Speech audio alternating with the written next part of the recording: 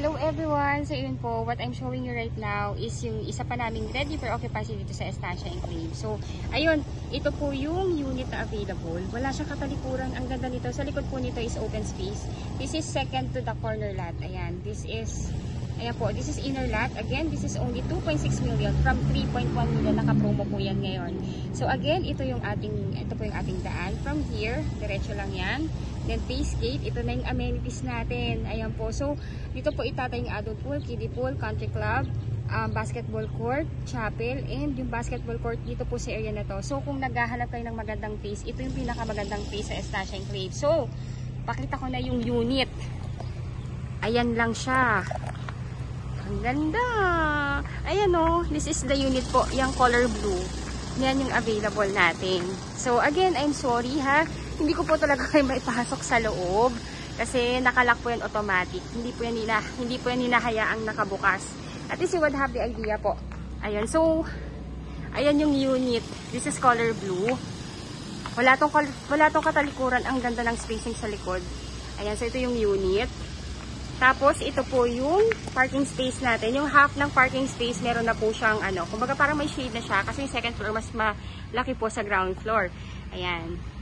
Ayan. Again, this is only 2.6 reservation. If you want to reserve the unit, is only 20,000 pesos. Then, the down payment is only 32,000. Payable po yun within 30 days from your reservation po.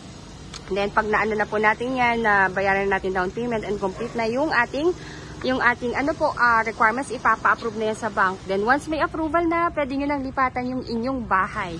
So pakita ko lang sa inyong likod yan para at least you would have the idea kung anong meron sa likod. Though hindi ako pwede pumunta doon kasi medyo babawalan tayo. Ayan, so ito po yung bahay. Then yung likod niya is ito lang. Ayan siya oh. Open space, ang galing. Walang bahay sa likod. So ayun yung ayun po yung gate. Gate tuloy. Yan po yung pinto going dun sa sa loob ng house. Ayan, so as you can see presko, may puno pa dito. Ayan, so again, ayun lang po yung ating gate. Going po yan sa going po yan sa gate ng ating place. Ayun. Ganda. Again, so if you want to reserve the unit, kindly contact us. Again, I'm Miss Caranza. Ako po yung licensed real estate broker and I have 2 guest agent na sumasagot ang inyong inquiry na si Miss Stephanie Francisco at si Ella de la Cruz. Our number is already posted. Add nyo na lang din kami sa Facebook. Ayun po. So, thank you so much. And kindly subscribe if you are new to my channel po. Marami pa akong papakita sa inyo ready for occupancy na available dito sa Estancia Enclaves. Thank you so much. Bye po! Hello everyone! So again, I'm back. This is Miss Caranza, your licensed real estate broker based in Cavite. And right now po, what I'm showing you is yung actual map ng ating Estancia Enclaves dito sa along highway ng Tansa, Cavite. Ayun po, so what I'm showing you right now is yung available na unit natin. So, I just want you to appreciate kung gaano kaganda yung natin, subdivision. Kasi gusto kong makita ninyo kung ano yung point of view ko bilang broker ninyo. Ayun po, so kaya sobrang favorite ko tong Estancia Enclaves. Kasi number 1, siya po yung namumukod tangi na subdivision talaga dito sa Cavite na along highway mismo ha.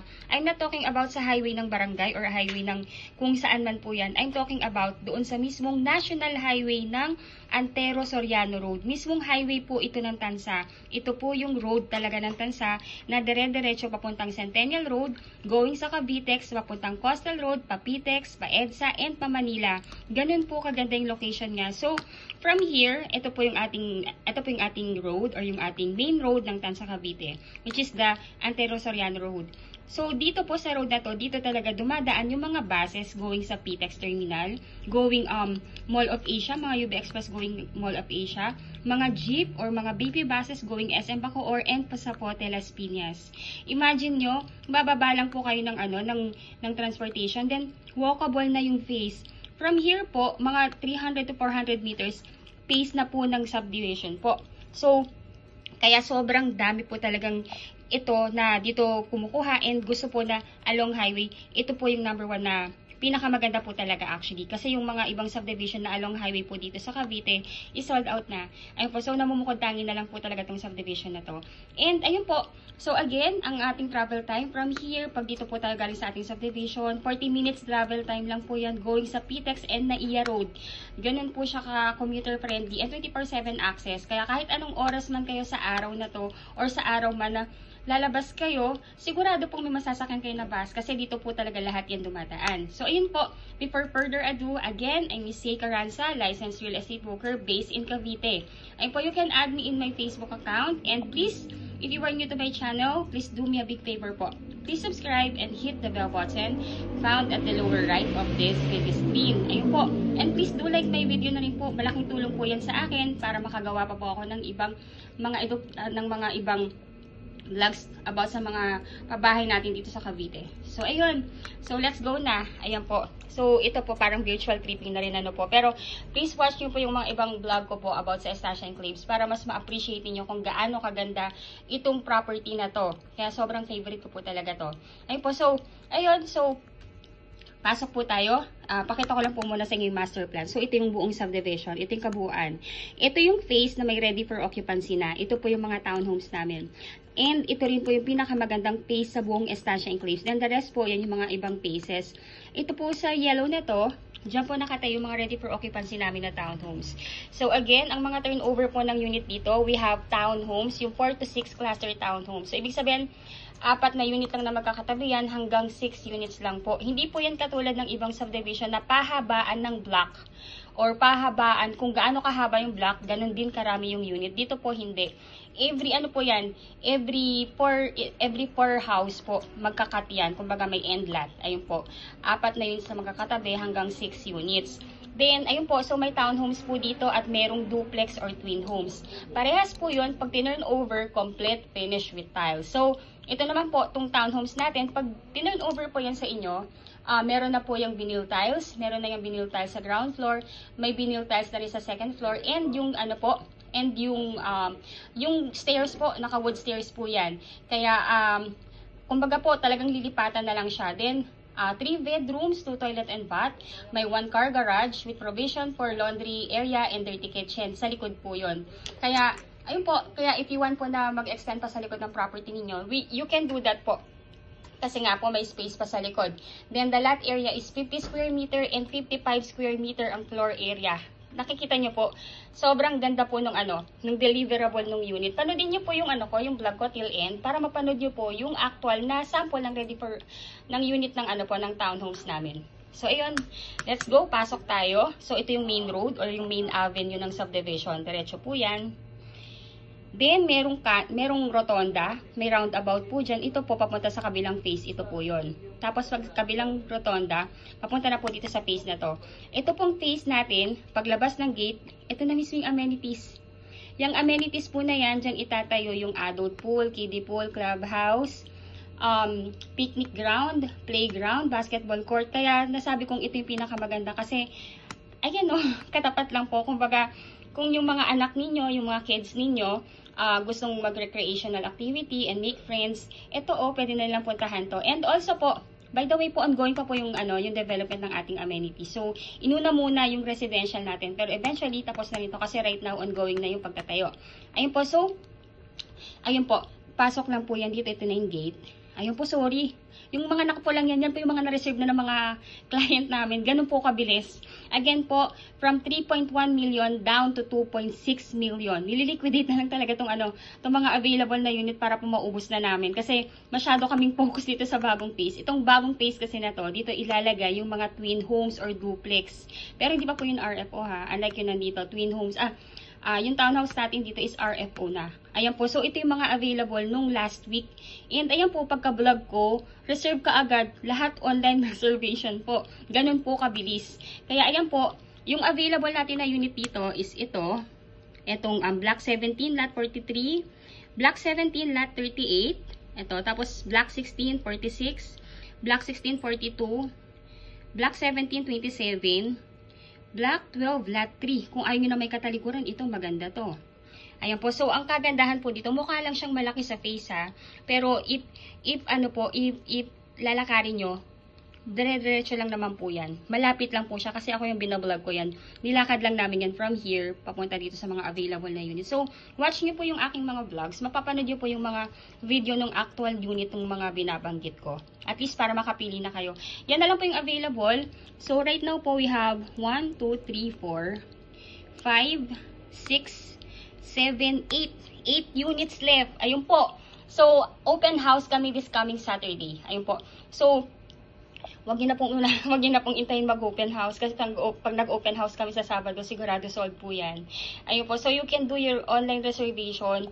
Let me know lang po kung anong unit yung nagustuhan ninyo para at least ma-hold ko na po yan. Then ipo-forward ko po sa email ninyo yung reservation form agreement para mapirmahan na ninyo and isend back nyo po sa akin. Kung kayo po ay OFW at wala sa Pilipinas, all you need to do po ay magtalaga lamang kayo ng representative na siyang pipirma in behalf ninyo pertaining sa pagkuha ng inyong property dito sa Pilipinas. Ayun po. Tapos po, yung mga documents or requirements na kailangan namin sa inyo para ma-process ang inyong housing loan sa bank, you can email lang naman po yan sa akin. Then, ipiprint ko yan, ipafile ko na yan. Ako na pong bahala mag-send yan sa developer natin.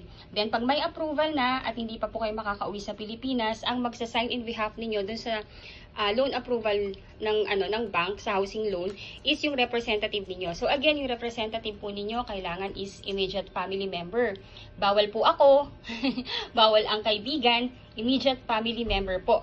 Like asawa, anak, kapatid, magulang na nag-e-edad na 21 to 55 years old. Kung wala po, kung ang family po ay nasa ibang bansa, pwede pong pinsan ninyo, bayaw, hipag, or in-laws as long po na nandun sa circle ng family ninyo. Ayun po. So, ayan. I'm just presenting to you po yung actual location ng ating mga units. Again po, you can do your online reservation anytime po. Let me know lang po para masend ko po sa inyo yung reservation form and yung SPA form. By the way po, yung SPA form po yun, magagaling po yun sa amin. Lalagyan ko na lang po yun ng tick kung saan po kayo pipirma. Then, dadalhin nyo po yun sa Philippine Embassy natin kung saang bansa po kayo naroon ngayon. Then, pagka napakonsul nyo na po, ipadala nyo po yun sa inyong magiging representative dito sa Pilipinas upang ma-sign din niya and maipadala po niya sa amin sa office para ma-file po namin. Pero if ever man po na magkakaroon kayo ng hassle or medyo nahihirapan po kayo sa pagpapakonsularize, let me know po. Baka pwede natin gawan ng paraan yan dito sa Pilipinas. Let me know lang po. At least matulungan namin kayo sa part na yon. Ayun po, so itong computation naman na po, itong pinapakita ko sa inyo is yung computation natin for the inner townhomes. Ayun po. So, ang ating house specification, complete turnover, may ano na po yan, as I say po, meron na yung vinyl tiles, may partitions na. Ayun po. 3 bedrooms, 2 toilet and bath, 1 carport with provision for laundry area and dirty kitchen sa likod. Lot area is 50 square meter, then the floor area is 55 square meter. Ayun po, sorry to say po, ubos na po ang ating end lot at corner lot. Ayun po, so ito na lang po yung natitira talagang unit natin. So, ang total contract price po niyan is 2,688,000. Then, ngayon po, dahil nga po kami mag-open house, magbibigay pa kami ng discount na 68,000. Again po, ang original price na po talaga nito is 3.1 million. Pero para po ma-fast move na namin yung pag-uubos ng nitong mga na-available na unit, nilagay po uli sa old price. Ito po yung old price ng property 5 years ago. Ayun po. So, 2.6 million po siya before. Ngayon, dahil mag-open house po kami, unahan po ito, magbibigay pa kami ng discount na 68,000 pesos less sa total contract price. So, ang magiging total contract price na lang is 6,220,000. Then, miscellaneous fee is 183,400. Ito pong miscellaneous fee is for the title transfer, government tax, and processing fee sa bank po. Then, yung down payment, from 10%, ginawa ding 1.9% down payment para mas maging makamasa and malipatan nyo kaagad. Para, syempre po, kung mas mababa ang down payment, mas mababayaran kaagad. Yun naman po kasi yung goal namin. Maibigay kaagad sa inyo yung property. Wala nang pahirapan. Ayun po, again, yung 1.9% down payment is based po yan dito sa net TCP na 2.6. So, ang 1.9 po niyan is 49,780 pesos. Ngayon po, ang first cash out, if you want to do your online reservation na, you can deposit yan sa bank account ng aming sales officer. Ang first cash out is 20,000. 20,000, i-deduct po yan dito sa down payment na 49,780. So, ang magiging net na down payment na lang is 29,780 pesos. Ngayon po, may 5% na initial MF lang po tayo nababayaran na 9,170. Itong 5% initial MF base po yan dito sa 183,400. So, ang 5% po nito ay 9,170. So, i-add lang po yung dalawa na yan, yung 29,780 plus 9,170 equivalent to 38,950. Ito po yung magiging down payment natin na kailangan nating bayaran within 30 days upon reservation po. Ngayon po, pagbayad na yung down payment, stop payment na po tayo. And dapat po na-complete na natin requirements natin kasi po ipapa-approve na natin yan sa bank financing. Ngayon po, while wala pa pong lumalabas na approval, wala po muna kayong babayaran. Usually po yung approval natin sa bank, lumalabas po yan within the period of 30 days. Within the period of 3 months po. Ngayon po, pag may approval na kayo, si bank, directly po yan mag-i-email sa inyo to inform you na na-approve na kayo, then lalatagan na kayo ng contract. Basahin nyo lang po yung contract, and pag nabasa nyo yung terms and conditions, and nag-agree na kayo, replyan nyo po yung bank na ina-accept yung approval. Para yung magiging representative ninyo dito sa Pilipinas, bibigyan na po siya ng date for loan contract signing po. So, ayun po, ngayon po, pagka nakapag-loan contract signing na po yung inyong representative, hihingi naman po ng go signal sa inyo si bank kung ipapa-loan release yun na po sa developer. Ngayon po, pag na-loan release na po sa developer, yung loan po, mag-i-start na rin po kayo ng inyong loan, ang inyong monthly amortization kay bank. Ayun po. Then, pag na-receive na rin po ni developer yung loan proceeds, hihingi naman siya ng 30 days sa atin or sa inyo po, para for the unit preparation and acceptance ninyo ng unit. Yun na po yung magiging date din ng inyong loan ng inyong house turnover po. Ngayon po, pag nakapag-loan release na, bali po ito po yung magiging monthly amortization natin. Bali kung gusto niyo pong i-maximum na 30 years to pay po, ang inyong magiging monthly amortization for 30 years is 20,138.77 centavos. Ngayon po yung required income na kailangan na mag-reflect sa inyong job contract or certificate of employment at payslip is at least nag-gross po kayo ng 68,834.35 centavos. Kung gusto niyo naman po ng medyo mas shorter term, meron din po tayong 25 years to pay. Yung 25 years to pay po, that will be 19,397.77 centavos. Ngayon po, kung gusto niyo po ng mas shorter term pa, there is also 20 years to pay. That will be 21,277.72 centavos. Then for 15 years to pay po, is 24,667.12 centavos. Then kung 10 years to pay naman po ang gusto ninyo, that will be 31,865.81 centavos. Then for 5 years to pay, that will be 54,342.85 centavos per month. Ay po, so ito po yung mga options niyo for the monthly amortization kung ilang years niyo po gustong bayaran yung loanable amount po ninyo. Ngayon po, pag na-approve na rin po kayo and nakapag-loan contract signing na kayo, babayaran niyo na rin po itong miscellaneous, itong move-in fee na 15,000. Itong move-in fee po na ito is para po yan sa application ng Meralco at ng water po ninyo. Ngayon po, para at least hindi na po kayo yung mag-a-apply nito or yung representative ninyo, bayaan nyo na po yung admin natin ang maglakad lahat nito. Para at least paglilipatan nyo na, meron na po itong utilities or iintayin nyo na lang maikabit ni Meralco yung inyong kuryente po. Ayun po, so again, if you are an OFW at wala sa Pilipinas, all you need to do po ay magtalaga lamang po kayo ng inyong representative na siyang pipirma in behalf po ninyo sa pag-acquire ng property natin ninyo dito sa Pilipinas. So again, ang representative po ay dapat immediate family member. Hindi po pwede ako, hindi rin po pwede kaibigan.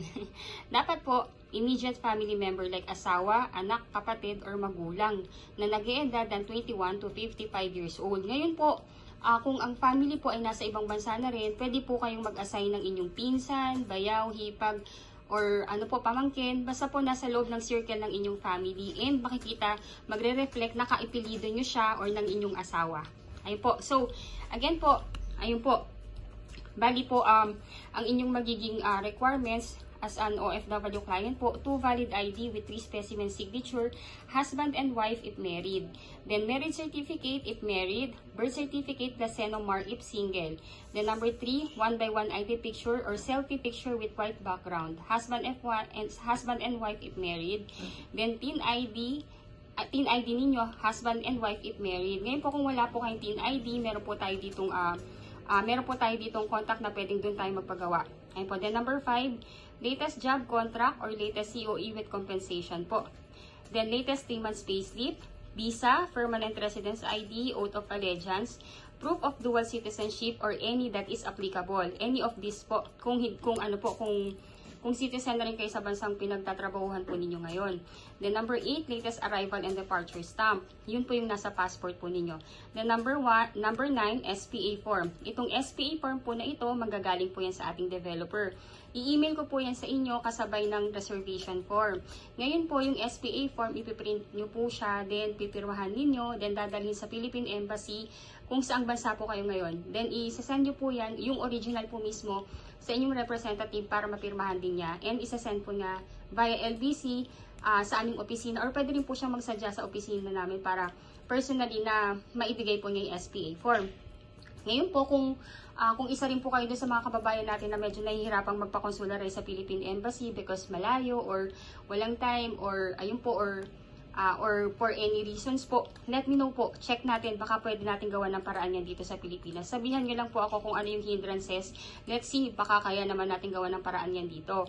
Ayun po, so may requirement din po yung inyong magiging representative dito sa atin sa Pilipinas. So number 1 po, 2 valid ID with 3 specimen signature niya. Then latest POV or proof of billing like Meralco or water or internet bill. Dapat po nakapangalan po sa inyo yung proof of billing or doon sa inyong magiging representative. Kung wala pong nakapangalan na billing sa kanya, pwede po siyang magpagawa ng barangay certificate na nagsicertify sa kanya na doon siya nakatira, or kung nagre-renta po siya doon sa tinitirahan niya ngayon, magpagawa lang po siya doon ng letter na nagsicertify na doon siya nakatira. Ayun po. Then, lagyan lang po ng signature ng landlord and mag-attach lang po ng 2 valid ID. Ayun po. Then, di ba, nabanggit ko po dito na ang down payment is payable within 30 days from the reservation. Ngayon po, ang reservation fee kasi pwede pa ninyong i-deposit through online sa aming bank, sa aming sales officer. Pero ito kasing down payment na total of 38,950 ay dapat po dapat po ay naka-manager's check. So ito pong 38,950, kung ipapadala nyo po yan sa bank account ng inyong representative or yun po sa inyong representative, i-request na lang po ng inyong representative na gawing manager's check po ito. Bali, 2 manager's check po yun. Sa unang manager's check, ang ipalagay po is itong 29,780. Then yung second na manager's check is 9,170. Ngayon po, ang dapat po na nakalagay doon sa pay to order is yung pangalan ng developer natin na si Raymolan Lands Inc. Ayun po. Ganun lang po. Ganun lang po kasimple yung pag-acquire ng property natin dito. So, first, inquire po kayo sa akin. Second, reserve the unit. Third, comply natin requirements. Fourth, intayin po natin ang inyong housing loan approval. Then fifth, housing turnover na. Ganun lang po. So, let me know po kung naiibigan nyo na yung property natin. Anong block, anong lot. Para ma-hold ko po kagad yan. Again, open house kami this coming Saturday. Estancia Enclaves, located along highway of Barangay Halayhay, Tanza, Cavite. Ang subdivision po ay nakatayo lamang along highway of Antero Soriano Road, Tanza, Cavite. Just 40 minutes drive from PTEX Terminal and Naiya Road through Cavitex Expressway. This is a few units left, kaya kung nais nyo nang mag-reserve, kindly text and call me or add me in my Facebook para masendan ko na po kayo sa email ninyo ng reservation form at ma-fill upan ito. At ma-send nyo din po sa akin ang mga documents or requirements na available ninyo on hand. At kung kulang pa naman po ang inyong mga requirements ay maaari namang to follow po ito. Pagka-fill up po ninyo ng forms at pagka-send back po ninyo sa akin ng inyong reservation form ay maaari na po kayong mag-deposit ng inyong reservation fee sa bank account ng aming sales officer. Paki-screenshot na lamang po ang inyong proof of deposit upang ma-file at mabigyan kayo ng receipt.